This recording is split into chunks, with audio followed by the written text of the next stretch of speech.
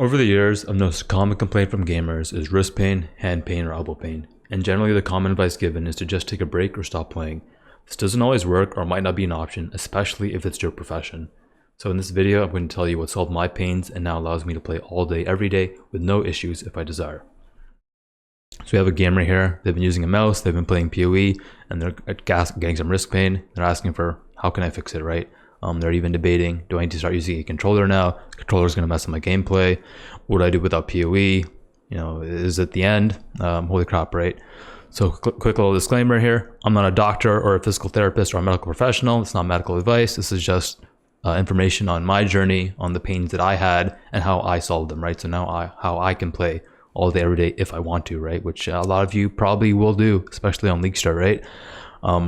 I recommend you try to see a physical therapist or some sort of medical professional. I found talking to a phys PT helped me a lot, and they can generally understand the nuances of your situation, right? So your journey to solve your issues or pains will probably be different than mine. So common advice that was given, right, that I see in a lot of these threads is these three ones. One is take breaks. Breaks is probably the best one because, hey, it does help alleviate symptoms. No one likes to, feel pain. And also helps avoid making the problem worse, right? But for me, it never really solved the problem. It was part of the solution, but again, it wasn't the full picture, right? Stretching, I found stretching to not be impactful for me at all. It just didn't work for me. And then stop playing altogether. It was not an option at the time because I believe I was training for a tournament, and if I wasn't getting my reps in, then I'm falling behind, right? And that's just not good. You don't want to fall behind. So what did work? What worked for me was strengthening and recovery. Before I get into that, I want to talk about the two pains I had. So I had wrist pain and I had elbow pain, right? The elbow pain was from, doing lat pull downs. I was added on the inside of my elbow here. And I had wrist pain from playing a lot of Stormblast Mine, doing a lot of mind skills, right? Very repetitive strains just happening over and over and over, right? So again, this is where taking a break comes in, right? I identified the triggers for my pain. And then I was like, okay, I need to, try to space these out strategically, right? So that was one aspect here, right? So that's in a way that's kind of covering recovery. But I'm going to talk about strengthening for a bit. So the workout that I started to do 2 years ago, and I still do to this day, is this Athlete X perfect forearm workout. I'll link the video down below, and I'll talk about how what I used it for, right? So the core concept here is that I need to strengthen the forearm in all of its functions. So when I initially visited my PT, asking, hey, what can I do about this? They recommended I strengthen my forearm, right? And they recommended farmer's carries. And farmers carries, they worked a little bit, right? I felt they were part of the solution, just like taking breaks were part of the solution, right? But it wasn't the full picture for me, right? I need to add a little bit more. And for me, that meant strengthen the forearm in all of its functions, right? So when you watch the video, you'll notice, you kind of see in the little thumbnail here that there's a lot of functions you can do with your forearm, with your wrist, right? You got like, this type of movement, you got this type of side to side movement. You can like turn your wrist this way and turn it that way, especially with weight. And there's a lot of ways you can strengthen your wrist and your forearm, right? So if you guys watch the video and learn more about those, but strengthening my forearm in all the ways was the missing building block that I needed, right? And I want to also emphasize here that tendons and ligaments, they heal very slowly, right?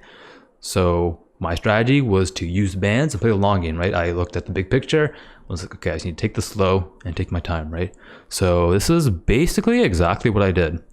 For the first 3 months, I used bands. I would start with really low repetitions and then try to get it to 20 plus.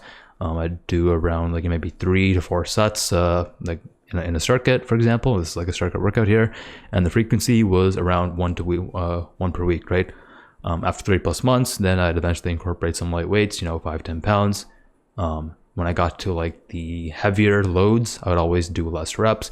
And I also want to emphasize again here that for every type of workout, I'd always warm up with super light bands, super light weights, right? The whole idea was to just get all the joints lubricated, get everything warm, because you don't really want to do any type of strengthening when you're cold, right? I always found, for me, being warm was very important, right? So I always did a very long warm up before ever pursuing into weights, especially because this was preventative care. I was playing a long game here, and it was very important to me that I did not re-injure myself here, right?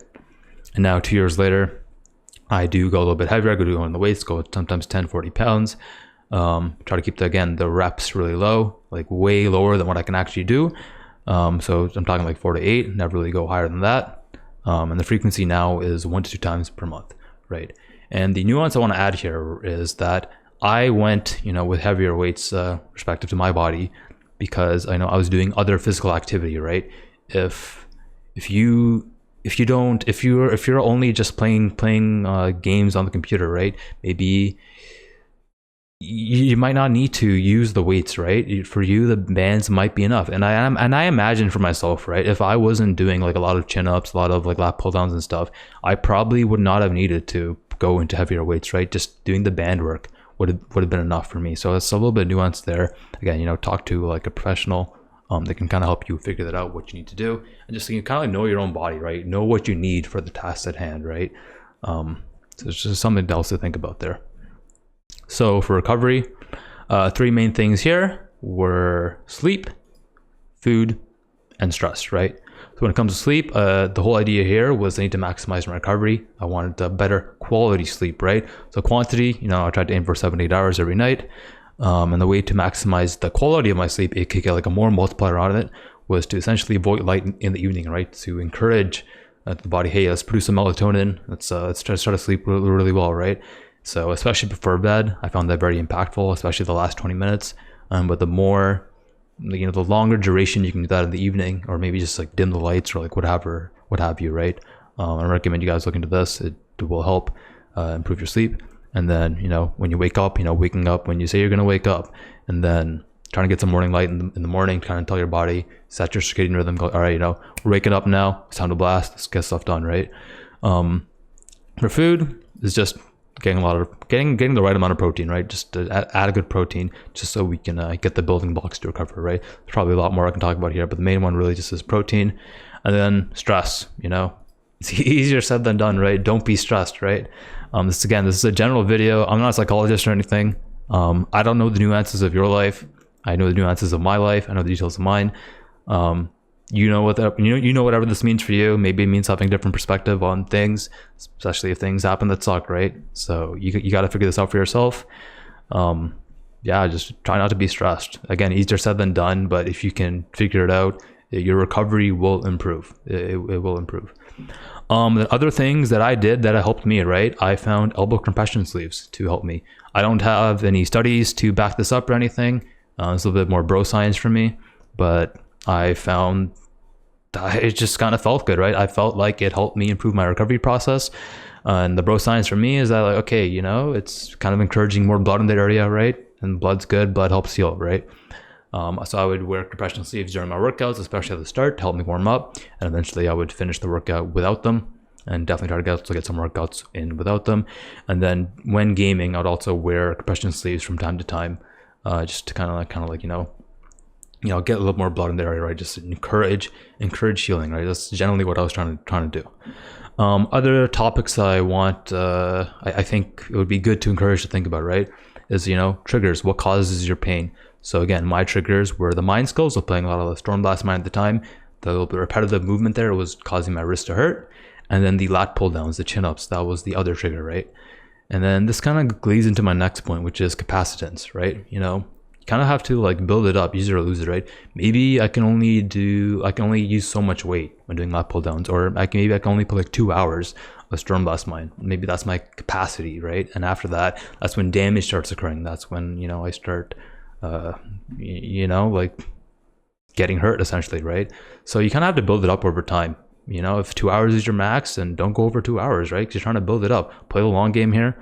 Try to strengthen yourself. This will work for me, strengthen myself, and eventually I could play more and more and more over time, right?